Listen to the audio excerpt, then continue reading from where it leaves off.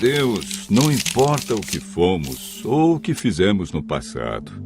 Ele nos ama com amor eterno. Prontificou-se a vir ao mundo e passar pela agonia da cruz a fim de resgatar a humanidade perdida. Entretanto, há muitos que se perguntam: como posso ser bom diante de Deus? Como posso apagar meu passado? Como posso ser apresentado sem culpa diante dele? Como posso ser salvo? O caminho para a vida eterna é muito fácil de ser achado e compreendido, mas poucos sabem como ir a Cristo e experimentar perdão, alegria, paz de espírito e esperança. O estudo de hoje mostra a resposta bíblica para uma vida cristã vitoriosa.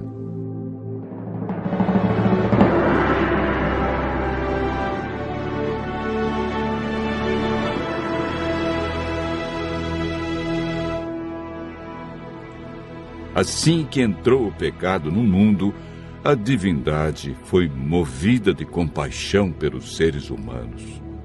O Pai, o Filho e o Espírito Santo elaboraram um plano de redenção. Cristo se prontificou a deixar as cortes celestes, descer à terra como homem e pagar a pena do pecado e redimir a humanidade. O plano para a salvação do homem não foi um projeto tardio, elaborado posteriormente. Já antes da criação do mundo, Deus viu que o homem poderia errar. Ao pecarem, Adão e Eva perderam sua natureza perfeita. Deus não podia permitir que eles comessem da árvore da vida por mais tempo, pois se comessem de seu fruto, viveriam para sempre e sofreriam constantemente os resultados do pecado. A Bíblia afirma que por um homem entrou o pecado no mundo e pelo pecado a morte. Assim também a morte passou a todos os homens, porque todos pecaram. O salário do pecado é a morte. Mas o dom gratuito de Deus é a vida eterna em Cristo Jesus. Romanos, capítulo 5, verso 12 e capítulo 6, verso 23. Após a entrada do pecado, Adão e Eva ouviram a voz do Senhor Deus que andava no jardim pela viração do dia. Esconderam-se da presença dele, o homem e sua mulher, por entre as árvores do jardim.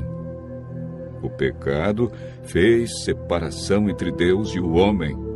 Ainda que o homem tenha fugido do seu Criador, Deus lhe deu a certeza de que seu único filho deixaria o céu e nasceria de uma mulher. Não faria uso da sua divindade e, através de sua morte na cruz, acabaria com o domínio de Satanás neste mundo. Desde a entrada do pecado, o ser humano foi destituído da glória de Deus e perdeu sua natureza perfeita. Lemos em Gênesis, capítulo 6, verso 5. Deus viu que a maldade do homem estava se multiplicando na terra e que a vontade do seu coração era continuamente má. O salmista Davi declara: porque eu nasci em pecado, e em pecado me concebeu minha mãe. O profeta Jeremias descreve o estado do coração do homem após o pecado. Ele diz: enganoso é o coração mais do que todas as coisas, e desesperadamente corrupto. Quem o conhecerá? Jesus afirmou que é do coração do homem que procedem os maus desígnios, adultérios, prostituição, furtos, falsos testemunhos e blasfêmia.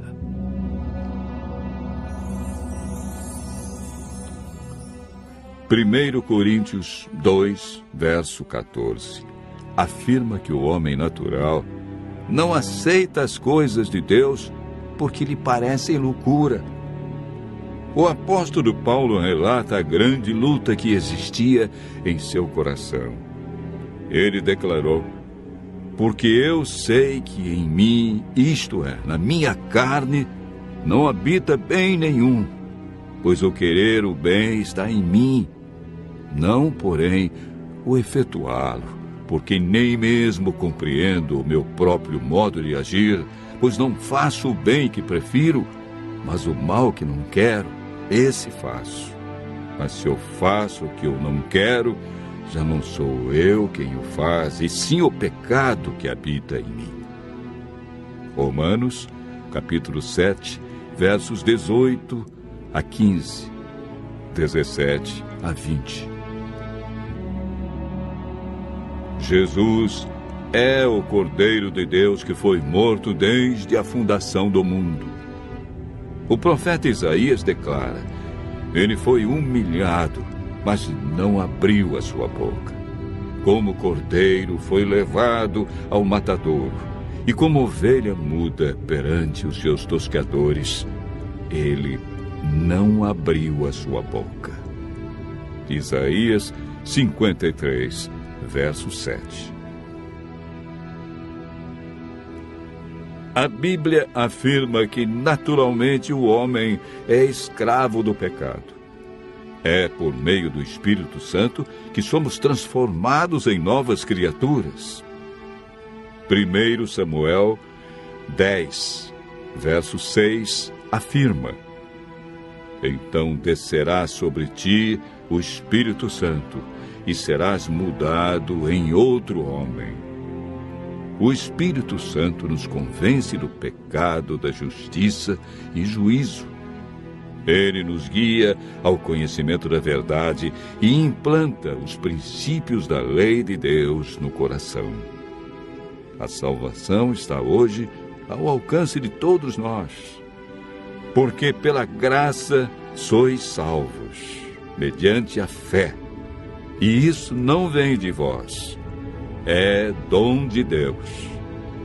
Hebreus, capítulo 5, verso 9, afirma: e tendo sido aperfeiçoado, tornou-se o autor da salvação eterna para todos os que lhe obedecem. A obediência é fruto da salvação em Cristo Jesus. Continue ouvindo a voz de Deus e aceite a salvação através do grande sacrifício de Jesus Cristo, realizado na cruz, para ter a vida eterna.